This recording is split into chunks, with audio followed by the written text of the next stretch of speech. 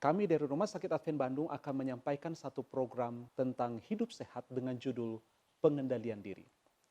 Kalau kita berbicara tentang pengendalian diri dan hubungannya dengan penyakit yang sekarang sedang menjadi wabah di seluruh dunia yaitu COVID-19, maka kita akan bertanya-tanya apakah ada hubungan antara pengendalian diri dengan penyakit COVID-19. Ada satu tulisan yang luar biasa yang sangat ingin saya bagikan dan penting untuk kita bagikan. Ada tulisan mengatakan begini, harta kekayaan yang paling luar biasa adalah kesehatan. Dari semua harta benda kita, itulah yang paling berharga. Kekayaan, pengetahuan, dan kehormatan sering dibeli dengan mengorbankan kesehatan dan kekuatan kita.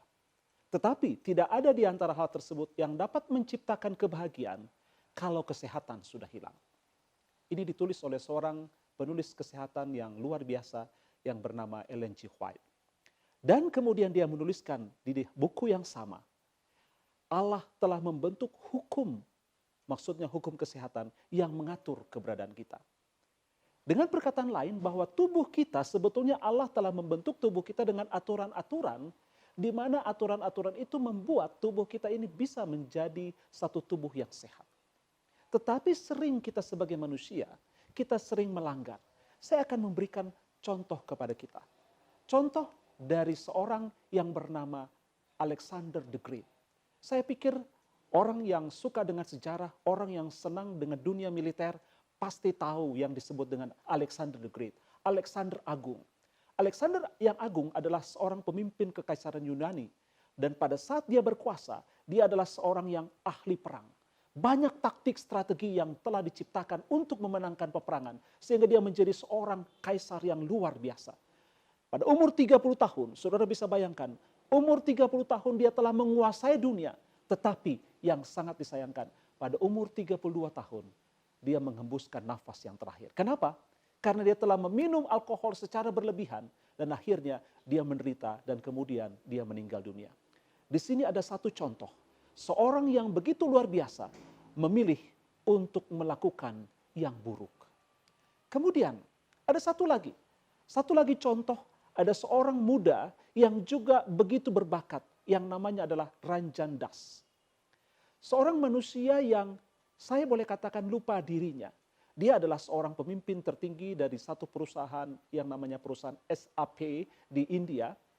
Dia melakukan hidup sehat, dia tidak merokok, dia makan baik, dia olahraga yang teratur. Tetapi, saudaraku, dia meninggal pada usia hanya 40 tahun. Kenapa? Ternyata pada waktu diteliti, pada waktu dicek riwayat hidupnya, dia hanya istirahat kurang lebih 4 jam dalam satu hari. Ini adalah contoh orang yang memilih untuk tidak melakukan yang baik. Sekarang kita lihat. Dalam proses usaha menjaga kesehatan, maka kita harus memilih untuk melakukan yang baik dan memilih untuk tidak melakukan yang buruk. Di sini ada satu standar. Inilah yang disebut dengan pengendalian diri. Pengendalian diri adalah kita memilih untuk melakukan yang baik, tetapi juga jangan berlebihan. Dan di satu sisi yang lain, kita memilih untuk tidak melakukan yang buruk. Sekarang, ada satu tulisan dari Carol Lippe yang dalam tulisannya di satu majalah Annual Review Physiology, dia katakan begini. Pengendalian diri adalah proses psikofisiologika yang menuntun seseorang untuk melakukan aktivitas sesuai tujuannya dalam satu waktu dan melalui atau melewati berbagai keadaan.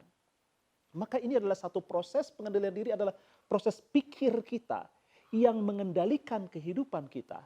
Di mana kehidupan ini adalah melakukan aktivitas dengan satu tujuan melewati waktu tertentu, tujuannya adalah mencapai hidup sehat. Sekarang kita lihat, apa yang terjadi dalam kehidupan kita? Dalam proses pengendalian diri yang disebut dengan proses psikofisiologika, ini ada satu fungsi eksekutif, fungsi kepemimpinan di dalam otak kita atau fungsi kognitif, fungsi pola pikir kita. Dan kalau kita berbicara tentang fungsi kognitif, fungsi pemikiran kita itu adalah terdapat di otak, yaitu korteks prefrontal. Nah, kalau kita berbicara otak kita, maka ada dua kubu yang penting, yaitu korteks prefrontal dan sistem limbik. Kenapa? Karena di dalam korteks prefrontal, menurut penelitian dari Profesor Rushworth dari Oxford University, terutama bagian ventrolateral, bagian depan dan samping dari korteks prefrontal kita, itu fungsinya sebagai pemimpin dan pengawas. Dia mengendalikan diri, perencanaan, perhatian, penilaian pilihan, semua itu ada di korteks prefrontal. Dan pengendalian diri ini menurut penelitian dari Baumeister dan Fox ada 4 hal penting. Yang pertama adalah standar atau ukuran. Yang kedua, kita bisa memantau diri kita apakah cocok dengan standar atau ukuran. Yang ketiga, kita harus punya tekad untuk terus mengikuti standar ukuran itu. Yang keempat, motivasi untuk terus mencapai standar tadi. Nah, sedangkan sistem limbik otak tengah ini, ada hipokampus, ada amigdala, ada hipotalamus, ini adalah tentang emosi, tentang marah, selera, kemudian perilaku seks, ini ada di otak tengah. Dengan inti bahwa untuk melakukan aktivitas kita, kita perlu ada keseimbangan antara otak depan dan otak tengah. Dan kalau kita lihat, fungsi kognitif tadi, fungsi pola pikir yang ada di korteks prefrontal, otak depan kita, akan mengatur atau menekan fungsi emosi atau selera makan minum di otak tengah kita. Itu penelitian yang dilakukan oleh Daniel J. Amen dalam bukunya Change Your Brain, Change Your Body. Dengan perkataan lain, korteks prefrontal, otak depan kita, itu mengatur otak tengah kita atau sistem limbik kita. Sekarang, pengendalian diri dengan kalimat singkat saya boleh katakan adalah batasi melakukan yang baik dan tidak melakukan yang buruk. Sekarang kita masuk ke COVID-19. COVID-19 kita tahu adalah satu virus corona SARS-CoV-2 yang muncul di Wuhan tahun 2019, akhir tahun itu. Dengan gejala bisa demam, sakit tenggorokan, batuk, sulit bernafas, gangguan pencernaan, gangguan penciuman dan pengecapan, bisa mulai ringan, sedang, berat. Tetapi terutama kalau gejala berat, itu yang terjadi oleh karena yang disebut dengan badai sitokin. Apa itu badai sitokin? Dalam penelitian yang dilakukan oleh seseorang ahli dari Washington University di Seattle, Washington, dia katakan begini, badai sitokin adalah sistem imun di tubuh kita menjadi kacau oleh karena adanya ledakan dari respon peradangan yang tidak terkontrol oleh karena sitokin proinflamasi. Pertama kali dibuat dalam tulisan tentang sitokin, badai sitokin ini adalah pada waktu berbicara tentang influenza burung. Dan kita lihat sekarang, apa itu sitokin? Sitokin adalah kelompok protein kecil yang dihasilkan oleh banyak sel dan dia melakukan aktivitas dan memerlukan satu kendaraan yang disebut dengan nuklear faktor kappa beta. Dan kalau dia mempunyai kendaraan itu cukup, maka akan terbentuklah sitokin-sitokin yang lebih banyak lagi. Dan kalau sitokin yang lebih banyak itu terbentuk, maka terjadilah yang disebut dengan badai sitokin. Di mana sitokin proinflamasi yang terutama adalah interleukin 6, tumor necrotin faktor alfa, dan interleukin 2. Nah, kalau kita lihat proses ini mulanya di tempat tertentu, lantas kemudian dia menyebar ke seluruh tubuh.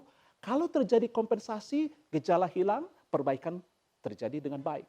Bagaimana kalau terjadi inflamasi yang berat atau peradangan yang berat? Terjadi kerusakan organ, tetapi kerusakan organ itu nanti ada proses penyembuhan, hanya sel-selnya diganti oleh jaringan ikat. Maka terjadilah satu gangguan fungsi organ atau disfungsi organ. Seperti yang kita kenal sekarang dengan ALI, acute lung injury atau cedera paru akut. Dan kalau inflamasi paru atau cedera daripada paru akut ini terjadi, ini akan mengganggu organ yang lain. Contohnya yang terjadi adalah disfungsi renal, gangguan fungsi ginjal, kemudian infeksi di saluran pencernaan, gangguan sistem saraf, terjadi sistem saraf kita, gangguan di penghidu, penciuman kita, dan pengecapan kita di lidah. Kemudian gangguan di rongga sendi. Prinsipnya terjadi gangguan di tempat-tempat yang lain. Satu hal yang harus kita ingat, bahwa kalau kita berbicara tentang sitokin, pada orang-orang yang tua, sitokin proinflamasi yang disebut sitokin interleukin 6 itu ternyata meningkat dengan cukup signifikan. Dengan perkataan lain, pada orang tua sudah ada risiko bila mana ada badai sitokin, interleukin 6 sudah ada tinggi, maka sitokinnya akan terus mengakibatkan gangguan yang luar biasa pada orang tua. Sekarang kita akan berbicara tentang bagaimana pengaruh pengendalian diri terhadap penyakit COVID-19. Bila mana kita berbicara tentang pengendalian diri, maka ada dua hal yang perlu untuk kita perhatikan, atau dua bagian. Pengendalian diri terhadap pikiran dan pengendalian diri terhadap tubuh. Pengendalian diri terhadap tubuh nanti akan dibahas oleh narasumber yang lain, tetapi yang saya akan lebih cenderung kepada pengaruh daripada pikiran. Nah, kurang lebih ada 3.000 tahun yang lalu, ada seorang yang menyatakan tentang bagaimana mengendalikan pikiran negatif. Seorang raja yang luar biasa, yaitu Raja Sulaiman. Dia katakan begini, hati yang gembira adalah obat yang manjur, tetapi semangat yang patah mengeringkan tulang. Luar biasa. Dia menganjurkan untuk berpikir yang positif dan tidak berpikir yang negatif. 3.000 tahun yang lalu. Dan dunia kedokteran barulah pada akhir abad ke-20 berbicara tentang pengaruh pikiran terhadap daya tahan tubuh. Ada satu cabang ilmu pengetahuan dalam dunia medis yang disebut dengan psikoneuroimunologi. Dalam pelajaran ini, bahwa saraf kita yang diatur oleh pikiran kita akan mempengaruhi daya tahan tubuh kita melalui satu pintu masuk, yaitu sistem endokrin atau hormon. Kalau kita mengalami stres, stres itu akan mengangkatkan satu proses yang disebut dengan hormon katekolamin dan kortisol. Dan ternyata hormon kortisol itu berdasarkan penelitian dari Dentino, dia katakan bahwa akan terjadi peningkatan sitokin proinflamasi. Apa sitokin proinflamasinya? Adalah interleukin 6. Bila mana stres atau depresi, sitokin proinflamasi interleukin 6 meningkat, ada badai sitokin oleh karena COVID, maka ini akan memperburuk kondisi daripada COVID-19. Sehingga kita harus perhatikan, kita tidak boleh berpikiran negatif. Dan ternyata kalau seseorang yang depresi atau stres, muncul resiko yang lebih berat. Apa itu? Yang pertama, sulit tidur. Kalau dia sudah sulit tidur, akan muncul pengaruh yang berikut. Ada asupan nutrisi yang menurun dan kurang olahraga. Ini penelitian dari Kitchell-Glasser. Nah, kalau kurang tidur, ternyata penelitian lain oleh Dentino, hanya 1 malam saja, ini meningkatkan hormon kortisol. Dan akibatnya apa? Sitokin tadi, proinflamasi interleukin 6 akan meningkat. Apalagi kalau semakin tua. Seorang orang tua seperti yang sudah saya katakan tadi, itu interleukin 6-nya juga tinggi, akan makin buruk.